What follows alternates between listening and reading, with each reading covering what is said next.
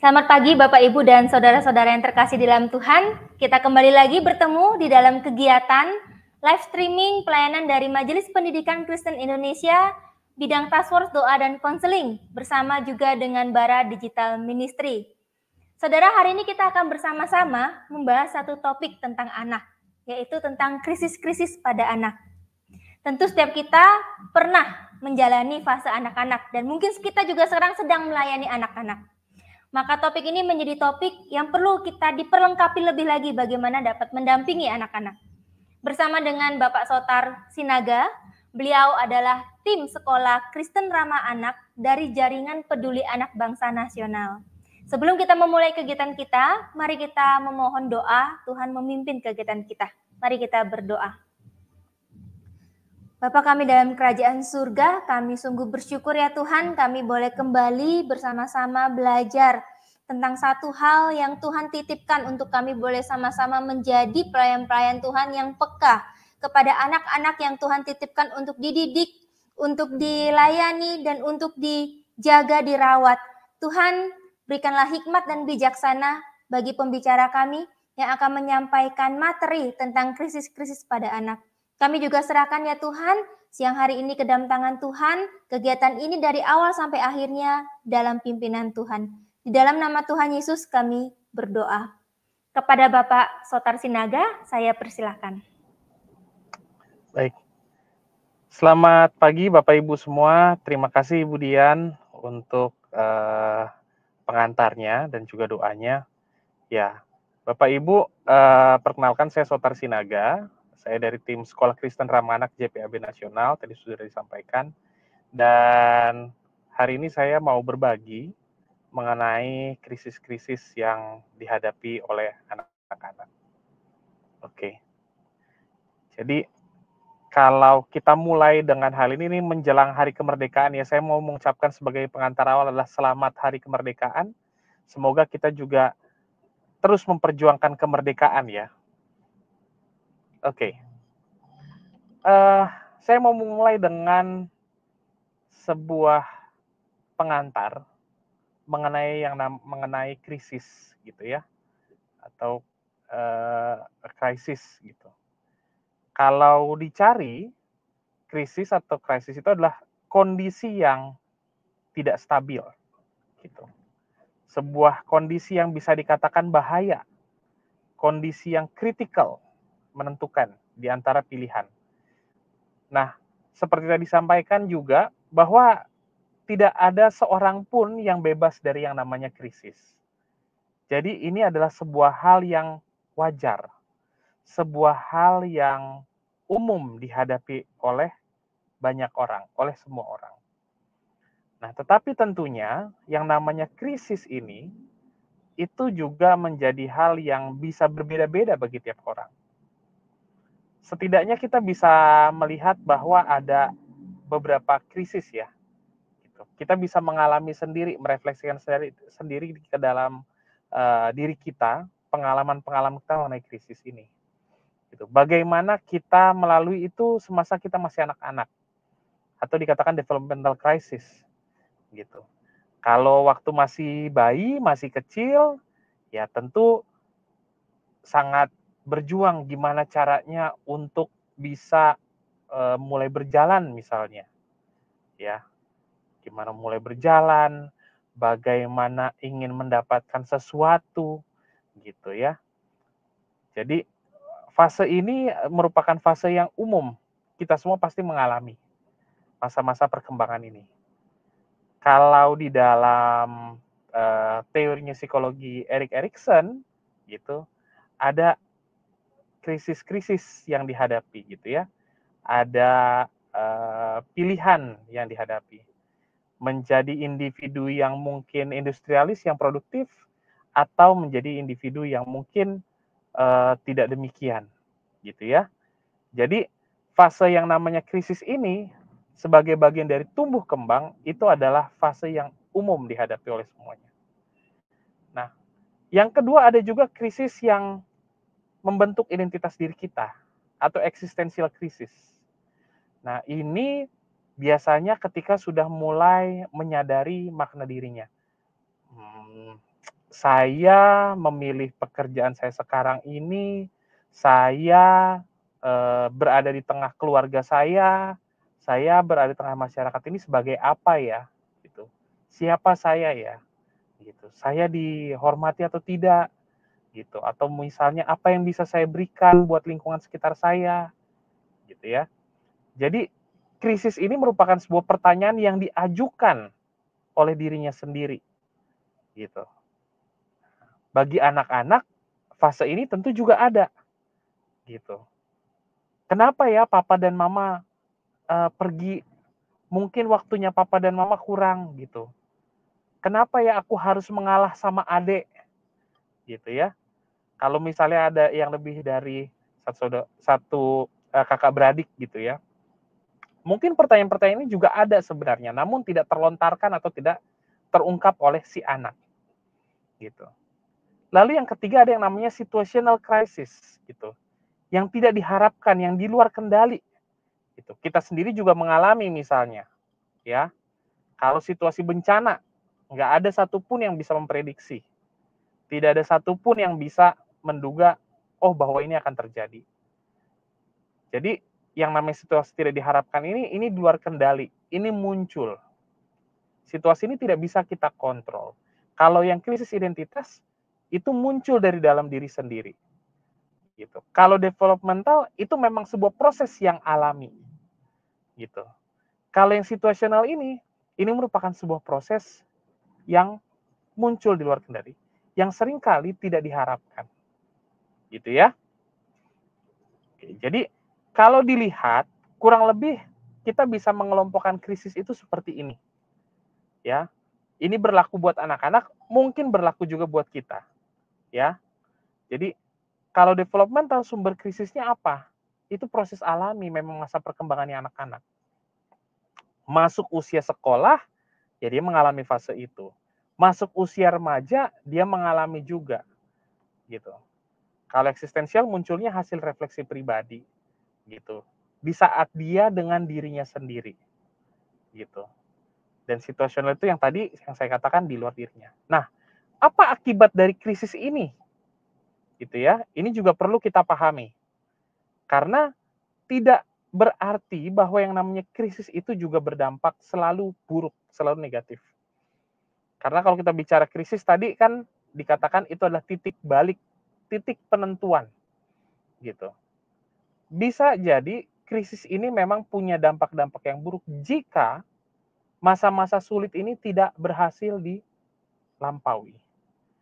Kalau pada tahap perkembangan anak, kalau mereka mampu melewati krisisnya, maka mereka akan punya keterampilan sosialnya. Misal mereka industri atau inferiority, kalau misal dia merasa produktif, dia sudah melakukan, dia akan merasa sebagai dirinya yang kompeten. Kalau tidak, dia merasa inferior, dia nggak cukup percaya diri, dia nggak cukup yakin. Gitu. Atau trust and mistrust, kalau di masa anak-anak toddler atau balita, mereka perlu melihat, oh ya siapa yang bisa mereka bangun relasinya yang kuat. Atau di remaja mengenai identitas, gitu. Mengenal siapa dirinya, mengetahui siapa dirinya, apa yang dia bisa, seperti apa dia di lingkungan sosialnya dengan pertemanannya. Gitu. Nah ini juga mungkin sama mirip dengan di krisis eksistensial gitu. Membangun rasa berharga, ada rasa kecemasan gitu ya. Kalau kita merasa diri kita, aduh kurang eksis nih, gitu, kurang dikenal gitu, kurang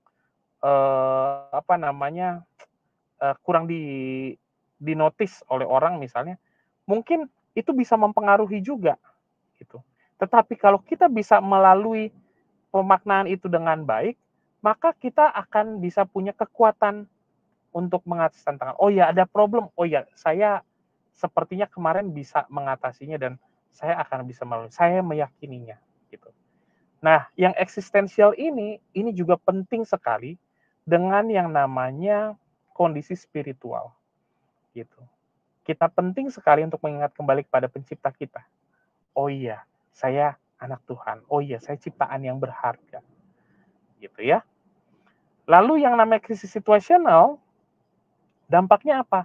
dampaknya juga bisa kepada rasa keberhargaan gitu. Dan karena ini faktornya eksternal, sulit untuk dikendalikan tentunya. Apa yang bisa kita kendalikan? Yang bisa kita kendalikan adalah bagaimana kita meresponnya. Seringkali dalam fase-fase ini semuanya kita membutuhkan bantuan dari orang lain gitu. Nah, sebagai pendidik, sebagai orang tua, tentu inilah yang menjadi peran dan fungsinya kita. Gitu. Kapan ini bisa muncul tentu berbeda-beda. Kalau developmental ya sesuai dengan fasenya, kalau eksistensial saat mulai berkembang kemampuan berpikirnya. Banyak informasi, banyak referensinya, banyak pertanyaan. Kalau situasional bisa kapan saja, kita nggak bisa prediksi. Nah, sekarang paling tidak saya mau berbagi bagaimana kita menghadapi di masa krisis yang perkembangan eksistensial. Gitu ya. Nah, ini yang menjadi penting. Kita perlu mengenali krisis apa sih yang dihadapi oleh anak ini. Ini merupakan fase krisis yang mana yang dia hadapi. Gitu ya. Dalam pengalaman saya, kalau berhadapan dengan anak remaja misalnya, mungkin ada seleranya atau gayanya yang agak-agak norak gitu misalnya menurut saya. Atau misalnya, wah kalau bahasa anak-anak, zaman saya sih suka bilang dulu masa-masa alay gitu ya. Ya, mungkin itu adalah sebuah fasenya. Saya juga kalau melihat kepada dokumentasi atau media sosial saya waktu masa-masa dulu, itu juga melihat kenapa ya saya bisa seperti itu. Ya mungkin memang masa-masa tahap perkembangannya yang sedang mencari identitas gitu, sedang mencari jati diri, ingin menunjukkan, ingin membuktikan, ingin membangun opini gitu di depan orang-orang lain seperti apa. Nah, ini hal yang penting, sama seperti menghadapi dengan anak-anak yang kecil. Kenapa sih mudah marah gitu sih? Kenapa sih apa namanya sangat mudah tersinggung dan seterusnya gitu? Kamu harus bisa mengendalikan diri gitu. Tapi kita juga perlu tahu bahwa dia punya kapasitasnya saat ini gitu. Kadang-kadang kesulitan orang dewasa adalah menempatkan pikiran yang dewasa mengharapkan itu bisa dilakukan oleh anak-anak. Padahal gap kemampuan dan perkembangan itu berbeda. Ya, jadi penting bagi kita kalau mau mendampingi anak-anak itu, kita paham perkembangannya dia apa. Kita kenalin juga kapasitasnya seperti apa. Dan tujuannya adalah membantu melatih. Nah, melatih ini sebagai catatan ini adalah bagian dari coaching gitu. Ya. Kita nggak bisa melatih itu dengan udah dibilangin gitu. Dengan dibilangin aja itu cukup. Itu enggak. Itu mesti dilatih. Dan kapan kesempatan kita melatih? Waktu krisisnya ada. Kalau nggak ada krisisnya, itu tidak ada proses yang bisa dialami. Kadang-kadang kalau diomongin nggak relate, tapi setelah terjadi peristiwanya lalu direfleksikan, oh ternyata waktu itu begini ya. Nah, poin penting juga adalah menghargai upaya yang dilakukan oleh anak. Gitu. Mungkin dia nggak berhasil. Mungkin dia sulit mengendalikan amarahnya. Mungkin dia masih malu-malu. Gitu. Atau dia tidak bisa menampilkan performa terbaiknya di dalam prosesnya itu. Kita perlu mengutamakan melihat bagaimana prosesnya.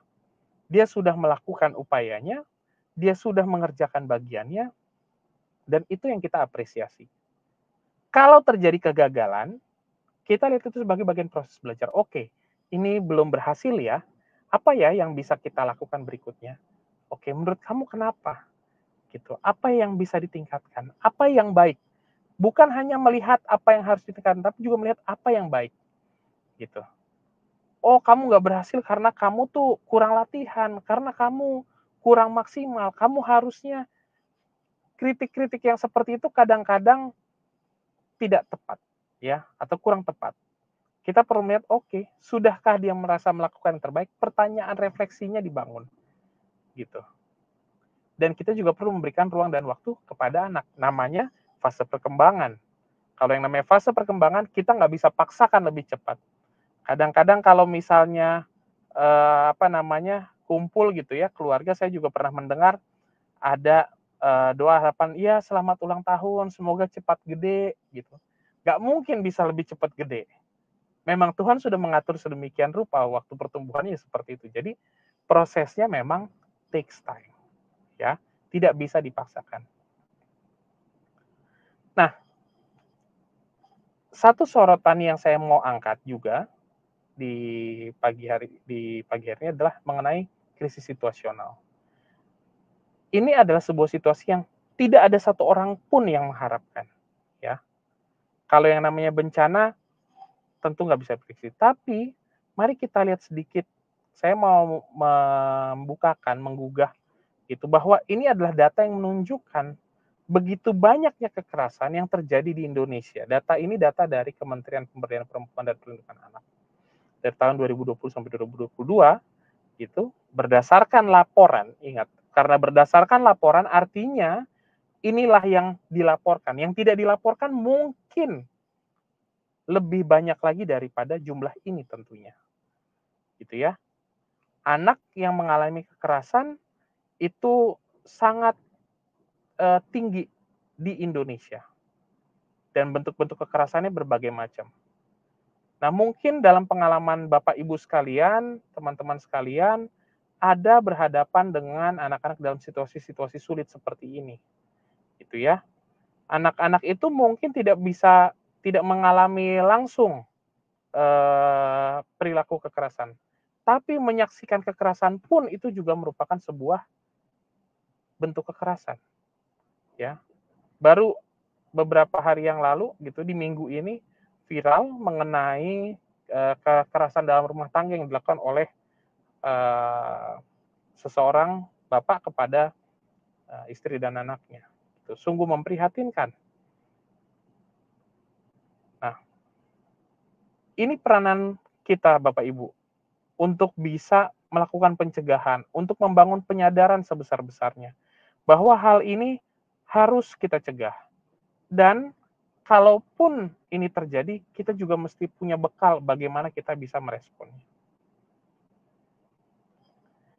Krisis situasional itu bisa jadi faktor-faktornya ada dari berbagai macam ya.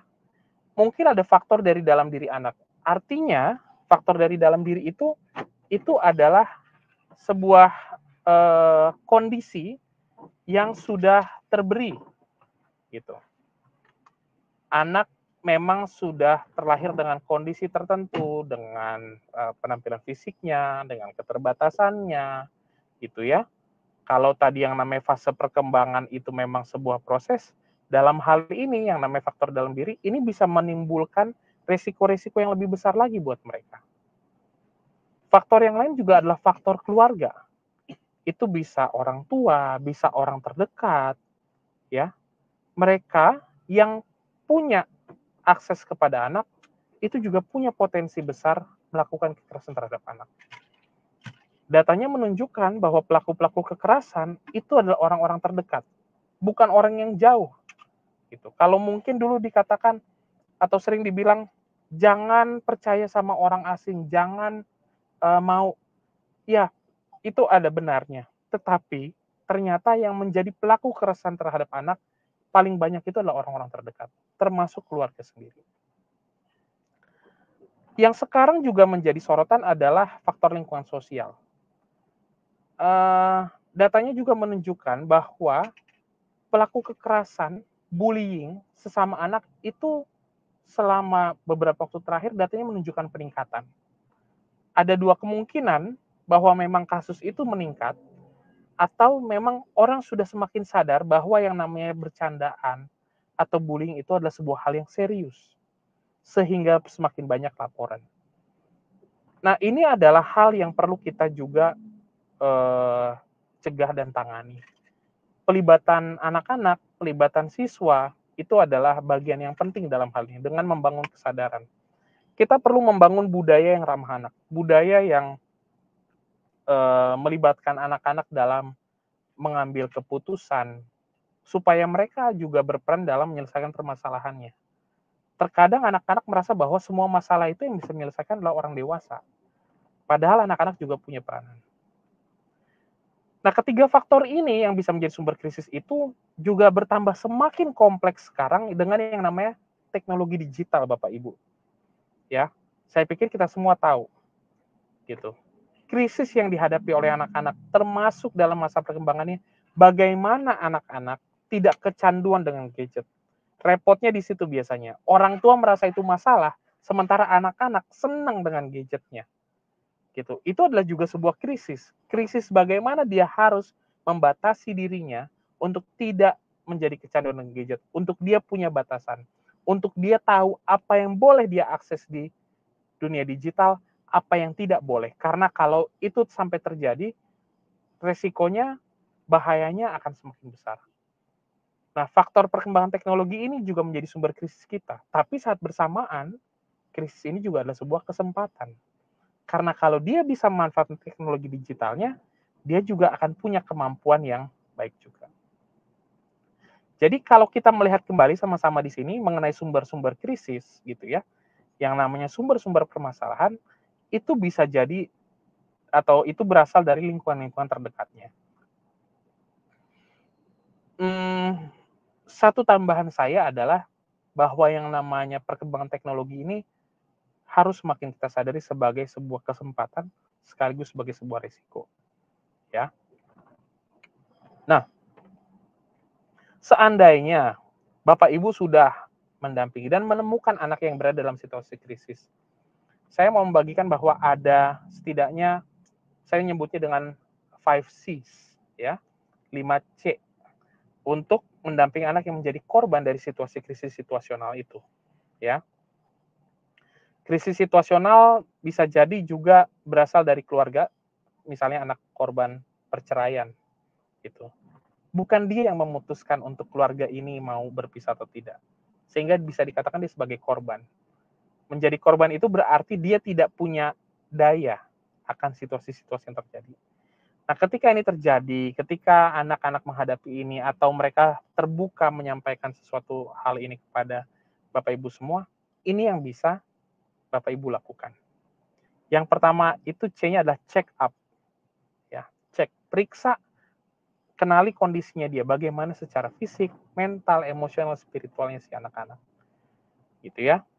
Apakah dia merasakan kalau itu terjadi dia punya ketakutan, fisiknya tanda-tandanya adalah detak jantungnya bertambah kencang misalnya, atau dia keringatan, atau dia menjadi terdiam, dia tidak bisa berpikir gitu, atau dia menjadi emosional, dia menjadi mudah sekali marah, sangat cepat tersinggung. Ada hal-hal yang seperti itu. Kita kenali. Setelah kita mengenali kondisi-kondisi itu, karena yang namanya krisis pasti akan berdampak pada kondisi ini. Ya, keraguan, pertanyaan, dan seterusnya. Kalau kita sudah mengenali, kita lakukan yang namanya care and comfort. Tuh. Kasih tunjuk ke anak-anak bahwa kita hadir, kita peduli sama dia, dan bangun rasa aman. Gitu. Kalau kita mengenali bahwa ada ciri-ciri sepertinya dia dalam kondisi sulit, ini yang bisa kita lakukan. Ketika si anak yang datang kepada kita, berarti memang dia sedang seeking for care and comfort. Gitu. Itu yang dia butuhkan. Usia berapapun, ya, laki-laki ataupun perempuan. Itu selalu menjadi modal awal. Oke. Kalau hal ini sudah dilakukan, gitu, hal yang berikutnya bisa dilakukan adalah clarity. Menetapkan tujuannya. Oke, apa yang bisa dilakukan dengan hal itu? Apa yang bisa dibutuhkan? Bisa jadi sebenarnya anak itu sudah tahu apa yang bisa dia lakukan. Dia tahu keterbatasannya. Bisa juga dia sama sekali tidak tahu. Kalau dia sudah tahu tujuannya, maka kita bisa melakukan proses untuk oke, yang dia butuhkan berarti dalam pertemuan ini, dia butuh didengarkan. Dia butuh untuk coping secara emosionalnya. Itu yang perlu disupport. Karena langkah berikutnya adalah fase yang dia tahu apa yang harus dilakukan. Dia punya tanggungan. Kenalin anaknya. Makanya check up itu tadi ya, tahu kapasitas si anak. Tapi buat anak-anak yang mungkin masih ya nggak tahu, bingung gitu. Atau dia mungkin belum melihat itu sebagai sebuah masalah yang lebih besar ataupun dia masih mengenalinya sebagai sebuah masalah yang sangat berat sekali. Oke, mari kita urai benang kusutnya. Kita tentukan yuk, kita sepakati yuk, apa ya nak yang mau dilakukan. Dengan kondisi ini kamu berharapnya bagaimana? Gitu. Apa yang mungkin untuk terjadi? Apa yang bisa kamu lakukan? gitu. Atau apa yang bisa kamu utarakan, ungkapkan. Lalu yang keempat adalah lakukan coaching atau counseling. Ya, sebenarnya di dalam ketiga proses tadi itu juga sudah menjadi bagian ya, gitu. Tapi di dalam bagian coaching atau counseling ini sebenarnya adalah, ayo kita cari alternatif-alternatifnya. Ketika kamu muncul lagi perasaan tidak nyaman itu, apa yang bisa kamu lakukan? Ketika kamu merasakan kecemasan-kecemasan itu, apa yang bisa kamu kerjakan? Kepada siapa kamu bisa minta tolong? Langkah-langkahnya bagaimana? Ini yang bisa kita lakukan. Oke. Setelahnya, kita bangun yang namanya courage, keberanian untuk ambil tindakan. Karena nggak bisa hanya dipikirkan saja, tetapi memang harus ada aksi nyata yang bisa dilakukan oleh si anak untuk menyelesaikan masalah itu. Nah, Bapak Ibu, mendampingi anak-anak yang dalam situasi krisis dan menjadi korban situasi krisis, itu adalah hal yang perlu disediakan oleh sebuah lingkungan yang ramah dan aman bagi anak. Gitu. Anak-anak perlu tahu bahwa ada bantuan yang tersedia, ada bantuan yang bisa mereka akses. Kalau itu adalah sebuah situasi krisis yang memang bagian dari proses belajar, bagian dari perkembangannya, tentu kita membantu dengan cara yang tadi saya ceritakan di awal. Gitu. Oh iya, itu adalah bagian dari proses, mengenali, dan seterusnya. Sampai akhirnya mereka bisa memaknai prosesnya kegagalan dan mencapai keberhasilannya. Gitu. Sementara jika itu merupakan sebuah hal yang di mana anak menjadi korban, maka disinilah yang kita perlu mungkin dukungan atau bantuan dari lebih banyak orang. Saya menutup ini dengan menyampaikan bahwa yang namanya krisis itu sebuah hal yang pasti. Yang bisa kita lakukan adalah mempersiapkan diri untuk menghadapi krisis itu dan mempersiapkan anak-anak kita untuk bisa mengatasinya. Itu sebagai pencegahan. Demikian yang bisa saya ceritakan untuk pagi hari ini. Saya kembalikan kepada Ibu Dian. Terima kasih Pak Sotar untuk pemaparannya juga datanya yang tentu sangat penting untuk kita bisa ketahui, karena saya percaya tema ini pasti akan memperlengkapi kita semua, baik kita sebagai orang tua maupun sebagai pendidik-pendidik di ladang pendidikan yang Tuhan percayakan. Pak, ada beberapa pertanyaan yang akan kita diskusikan mengenai tema ini, gitu ya Pak ya. Yang pertama, tadi sebenarnya Pak Sota sudah menyebutkan bahwa krisis itu kan dapat terjadi dialami oleh anak maupun remaja. Ada pertanyaan-pertanyaan dalam diri anak remaja nih Pak, yang tadi Bapak bilang krisis identitas, gitu ya Pak ya. Nah, apakah krisis identitas ini Pak, itu bisa kita sebutkan sebagai krisis developmental plus eksistensial, berarti dua nih dalam anak remaja, atau memang dia cuma developmental aja Pak? Karena pada fasenya memang remaja, gitu ya. Terus bagaimana orang tua atau guru ini bisa mendampingi mereka? Pertanyaan who am I, saya akan kemana, itu kan krisis banget ya buat anak-anak remaja ya Pak ya. Bagaimana Pak? Ada saran, masukan nggak Pak? Oke, baik. Terima kasih Bu Dian. Iya, yang namanya pertanyaan mengenai identitas gitu, bahkan saya pikir bukan hanya remaja, orang dewasa pun mengalami hal itu ya, gitu. Jadi kalau sebagai developmental stage, iya juga. Sebagai eksistensial itu mulai memasuki, boleh dikatakan begitu. Karena memang yang namanya krisis eksistensial seperti yang saya sampaikan, itu adalah bagian ketika anak-anak sudah mulai awareness sosialnya cukup tinggi dan kemampuan berpikirnya juga semakin berkembang. Nah, pertanyaan ini kan selalu menjadi pertanyaan gitu. Seakan-akan ditujukan pada remaja, seakan-akan hanya remaja yang mengalami krisis identitas ya. Apalagi dengan sekarang teknologi digital gitu, semua orang tuh tahulah istilahnya FOMO gitu. Kayaknya kalau nggak ngikutin tren, saya tuh kurang eksis gitu. Saya tuh tidak seperti yang lain gitu ya. Nah, yang terpenting adalah kita membangun pondasi, dan inilah pentingnya sebuah keluarga, pentingnya sebuah komunitas gitu. Apa yang muncul di anak-anak remaja khususnya itu adalah puncak gunung es dari apa yang dibangun dari masa kanak-kanaknya gitu, dari fase-fase perkembangan sebelumnya. Jadi kalau mau bicara mengenai bagaimana kita membangun pondasinya, ya kita bangun dari proses di keluarga. Apa yang rutin dilakukan? Apa yang rutin untuk disadari gitu. Kalau saya suka dengan sebuah kutipan yang namanya yang saya dengar seperti ini. Gratitude change your attitude. Gitu. Rasa syukur itu akan mengubah sikap dan perilakumu. Gitu. Jadi hal yang penting adalah mengajarkan rasa syukur ini. Gitu. Rasa syukur itu juga jangan sampai salah kaprah ya. Kadang-kadang rasa syukur, udah segini aja cukup, udah syukur, udah bagus gitu. Itu bukan rasa syukur juga. Rasa syukur itu juga harus dibarengi dengan keinginan untuk bisa maju, untuk terus mau belajar. Makanya prosesnya itu yang menjadi penting.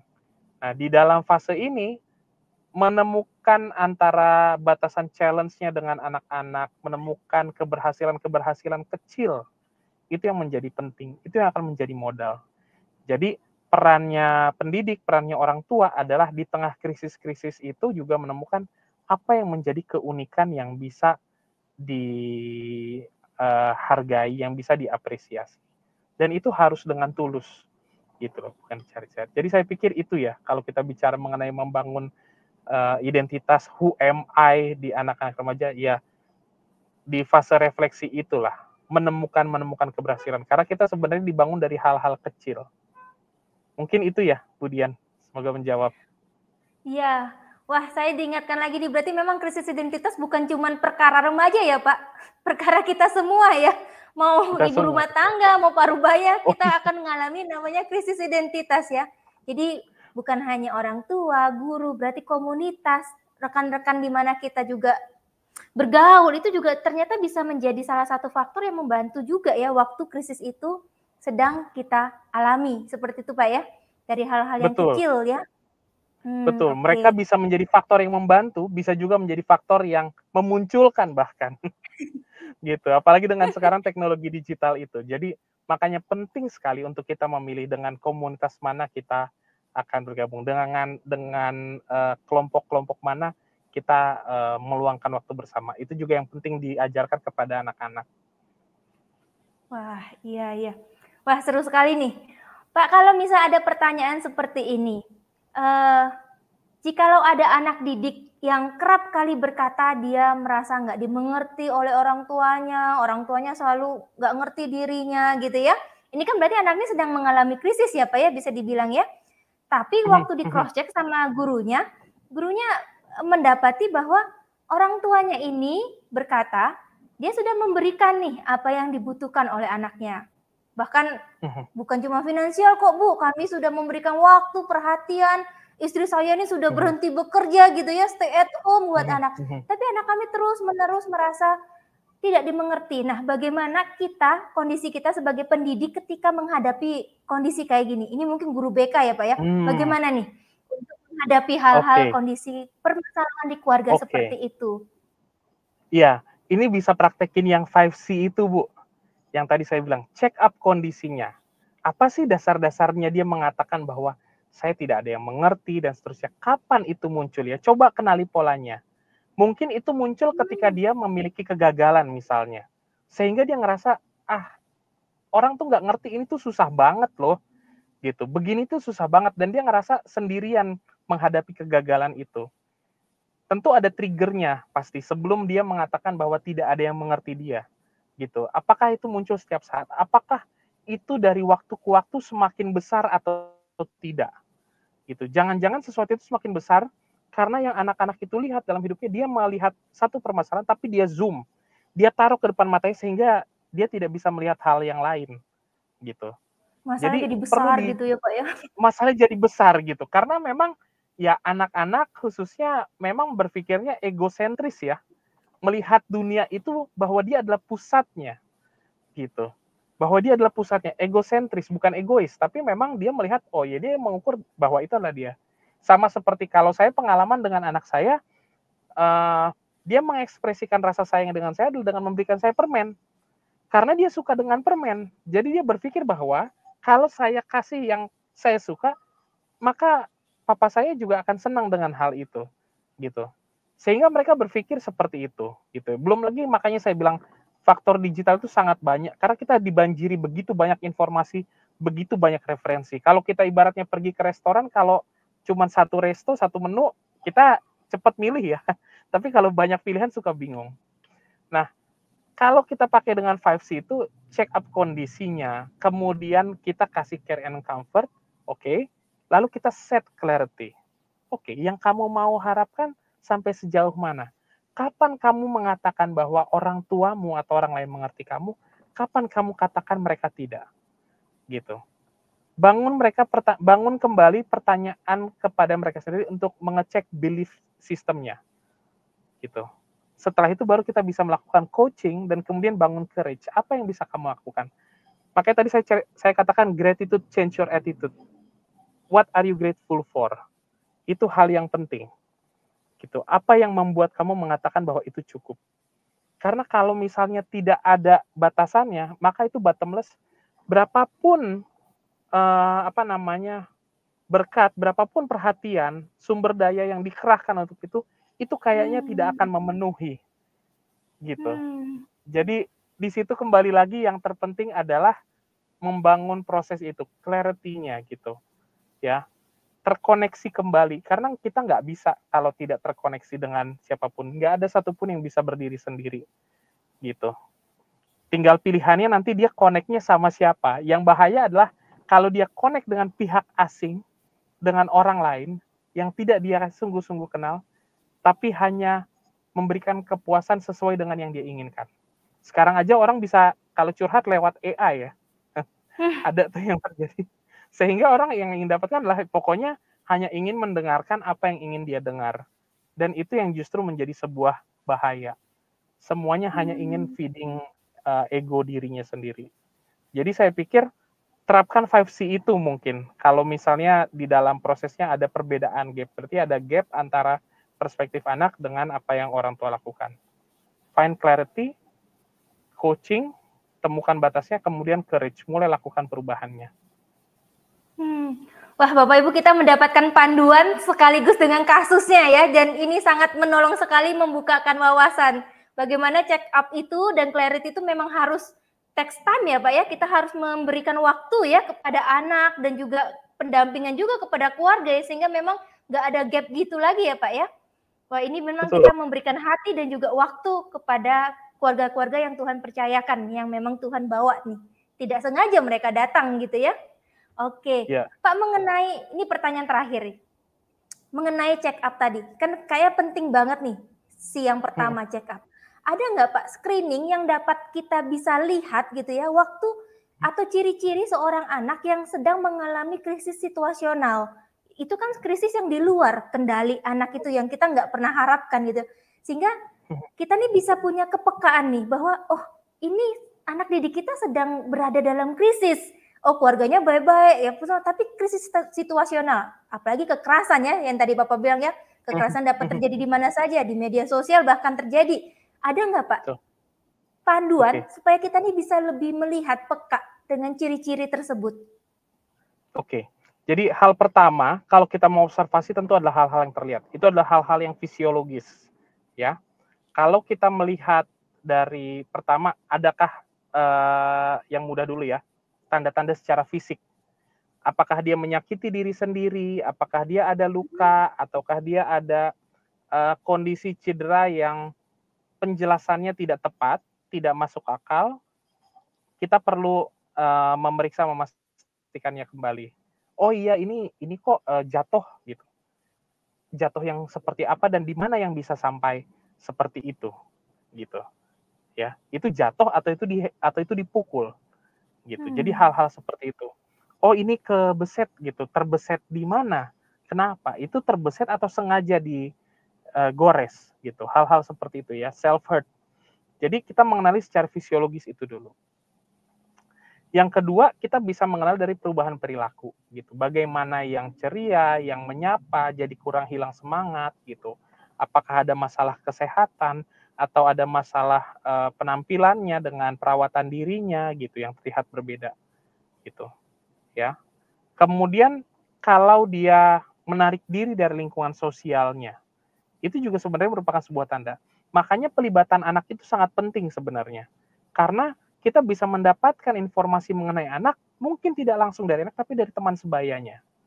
Makanya partisipasi anak itu juga menjadi kunci di dalam proses kita mengenali. Oh iya, anak-anak biasanya kalau di sekolah kan udah punya circle-circle-nya, bahasanya gitu ya. Circle-nya siapa sih, circle-nya siapa sih gitu. Oh oke. Jadi lewat pengenalan akan hal itu, kita bisa identifikasi, oh ya mungkin ini, mungkin dia lagi ada konflik dengan circle-nya gitu. Dan kemudian kita melihat ini problem yang seperti apa nih gitu. Ini situasi-situasi yang seperti apa nih gitu. Jadi kita bisa mengenali dari hal itu. Being mindful itu merupakan sebuah proses yang penting di dalam check up gitu.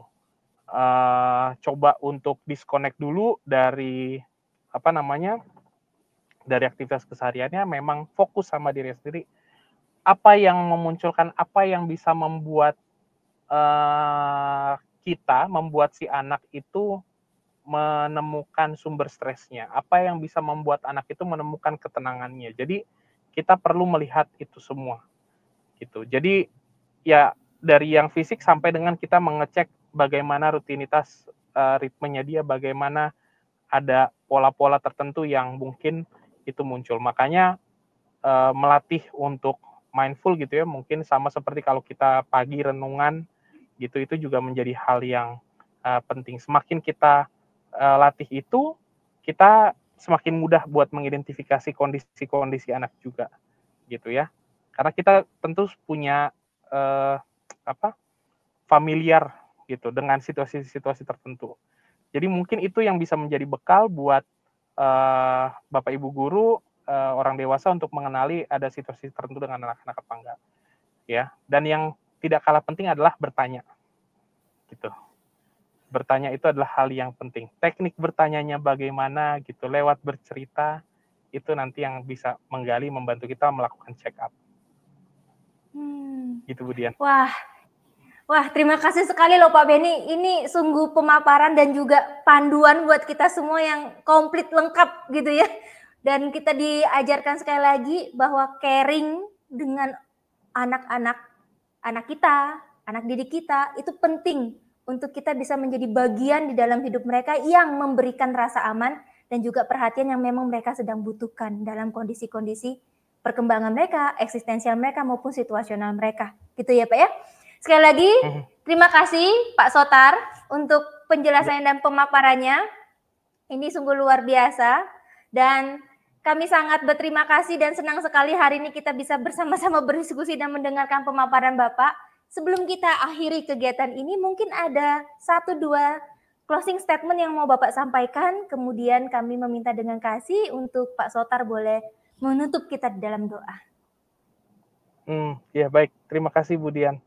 Ya, saya mau menyampaikan bahwa yang namanya krisis itu bukanlah hal yang buruk selalu, tapi yang bisa kita kenali bahwa krisis adalah sebuah kesempatan di saat yang bersamaan, gitu. Untuk kita membangun mentalitas yang lebih kuat, untuk kita bisa menjadi lebih resilient, gitu. Jadi, mari kita persiapkan diri untuk menghadapi krisis, mari kita melatih anak-anak kita untuk menghadapi situasi-situasi krisis. Gitu. Jangan sampai kita menjadi orang yang menciptakan krisis, tapi jadilah orang yang membantu menyelesaikan sebuah fase krisis. Mungkin itu yang bisa saya sampaikan ya. Gitu. Terima kasih. Mari kita berdoa. Bapa dalam surga, kami bersyukur Tuhan untuk kesempatan kami berbagi, untuk kesempatan di pagi hari ini, mengingat kembali bahwa setiap hal yang kami kerjakan, setiap hal yang kami alami merupakan sebuah kesempatan yang Tuhan berikan. Kami percaya bahwa dalam masa-masa tersulit kami, Tuhan yang selalu hadir, Tuhan yang selalu menyertai kami. Terima kasih Tuhan untuk kesempatan yang boleh Tuhan berikan pada pagi hari ini, biar kiranya kami boleh menjadi pribadi-pribadi yang bisa menolong dan membantu anak-anak, membantu orang lain, membantu orang-orang yang dipercayakan kepada kami, untuk bisa melalui masa-masa sulit itu dan bisa saling menguatkan. Terima kasih Tuhan, inilah doa kami, kiranya Kau berkati kami dalam kegiatan kami selanjutnya. Dalam nama Tuhan Yesus kami sudah berucap syukur. Amin. Amin. Sekali lagi kami ucapkan banyak terima kasih untuk Pak Sotar Sinaga untuk waktu dan juga penjelasan yang sangat memperlengkapi kami pada siang hari ini. Kami juga mengucapkan terima kasih kepada Bapak Ibu yang selalu setia mau belajar terus-menerus tentang bagaimana diperlengkapi baik itu dari topik doa maupun topik konseling. Terima kasih juga kepada rekan-rekan IT dari MPK yang terus bersama-sama dengan kita di dalam penayangan pada siang hari ini. Sekali lagi Bapak Ibu, live streaming kita akan dilakukan setiap hari Sabtu jam 11 dengan topik-topik konseling maupun topik-topik kesaksian maupun tentang iman yang tentu saja akan menjadi berkat buat kita semua. Sekian pertemuan kita pada siang hari ini. Saya Dian bersama dengan Pak Sotar dan seluruh tim dari Majelis Pendidikan Kristen Indonesia. Kami undur diri. Selamat siang dan Tuhan Yesus memberkati kita semua.